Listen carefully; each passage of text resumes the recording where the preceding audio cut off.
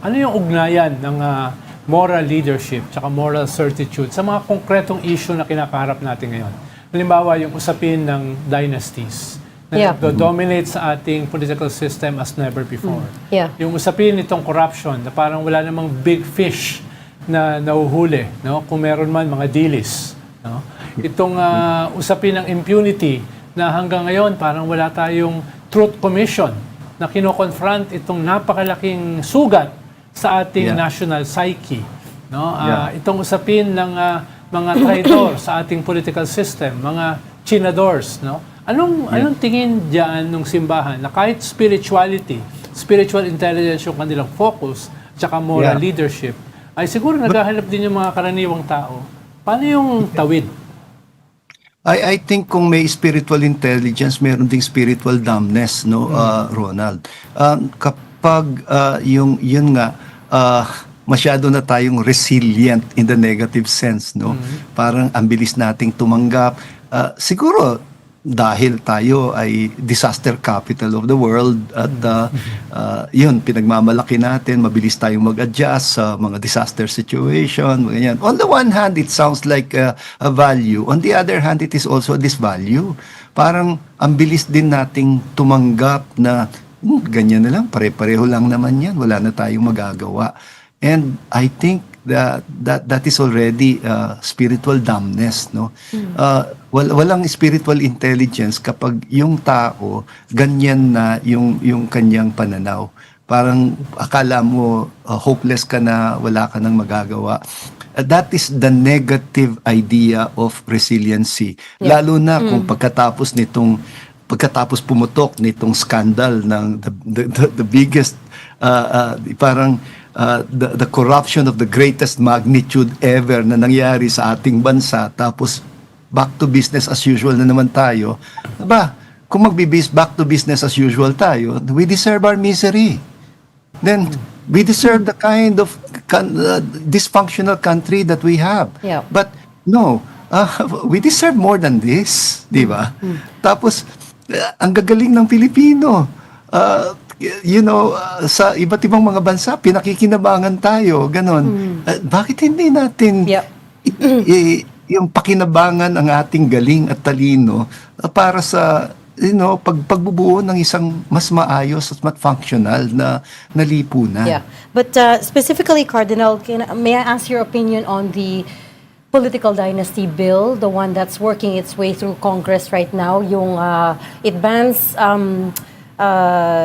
relatives up to the second degree of consanguinity, pero it allows yung sabay-sabay that they run for office and hold office at the same time, as long as different localities. In the words of the congressmen and women we've spoken to, ito na daw kasi yung pinaka-best compromise. Acceptable compromise. Because, the version that we want is different from what they have in their mind. So ito na yung best middle ground that they can come up with. What did you think of that? Ang sasabihin ko, I'm sorry, but your best is not good enough. And whether we like it or not, parang ang hirap, ang gumagawa ng ating mga batas, sila mismo, most of them are members of political dynasties, no?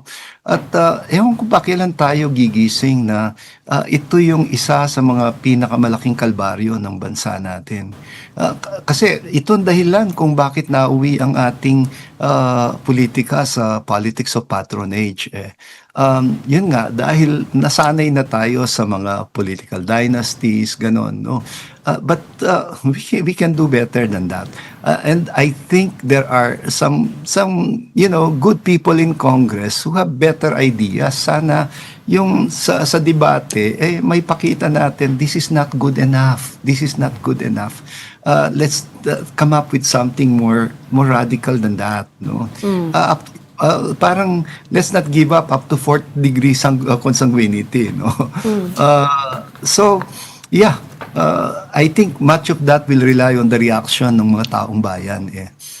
Ewan ko lang kung ayon sa survey, malaking prioridad para sa mga tao na ma-address ang political dynasties, no? Kasi yun nga, nasa perceptions yan. Yes. The latest Post-Asia survey on it says about 54%. So majority, pero not that big of majority. And may mga theories din na people are tired of this issue because it's been 40 years in the making, 40. But, you know... No, I don't, sorry, I don't think people are tired of the issue. It's just that they have other priorities as well, no? Kapag masyadong marami tayong concerns na nagsabay-sabay, minsan akala natin may ibang mga bagay na hindi na importante. Importante, I think, the 54% that you're talking about, mataas yan, no? Yun nga lang, kapag on survival mode ang ating mga taong bayan, whether you like it or not, ang top concern nila ay mataas ang bilihin, yung inflation, yung gano'n, no? Kahit nga, I think the concern of people na mapagkasya nila yung kinikita nila is still way above the concern about corruption, for example, even if the two are very closely related to each other. It's a matter of talagang the priorities of people given their circumstances. Parang nobody will say they love corruption or that they love dynasties, but in the end, when they vote, Parang na-disassociate. Oo. But you know, Hindi nila nakokonek eh. so may isang Ateneo study that found 80% of Congress belong to political dynasties. But you know, Cardinal, a lot of them are also Catholics, staunch Catholics. They go to Yes. church. Diba? So, bakit may Disconnect. May dissonance, cognitive dissonance dito? Yeah. Dahil hindi naman yan usapin ng pananampalataya eh.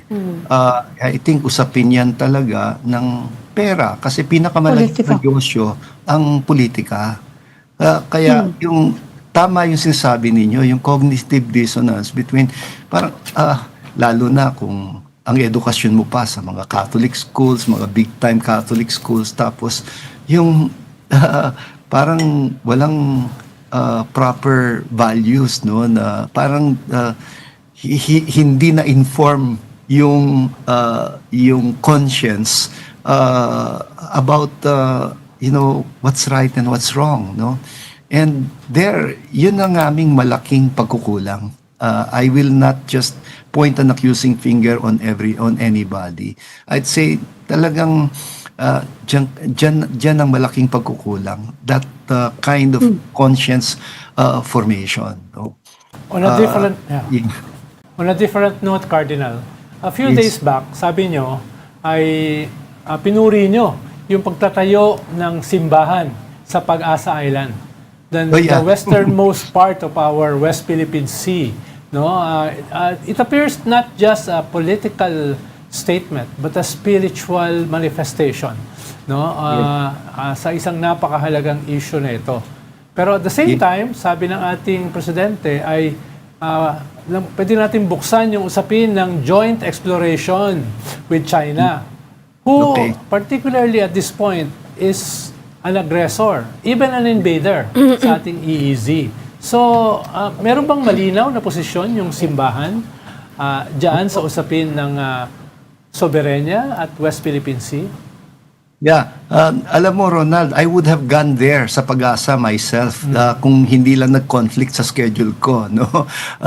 Noong ko pa pangarap na makapunta doon sa isla na yon eh. Ganon. In fact, yun ang dahilan kung bakit ako nag-post sa social media tungkol dito sa blessing na ito, no. Shinare ko lang naman yung shinare ni Commodore J. Tariela, no. Sinabi ko kasi sa kanya na mas preferable na yung local bishop ang maimbitahan para mag-bless doon sa itatayo na simbahan na yon, no. And by the way, nananawagan ako, mag-ambag-ambag naman po tayo, kahit barya-barya lang. I think if we put that together, it's going to be a very powerful symbol ng assertion natin ng ating sovereignty, ng ating dangal bilang isang bayan, no. Natawa nga ako nung marinig ko itong offer of partnership, joint exploration daw ng oil or petroleum sa West Philippine Sea, no.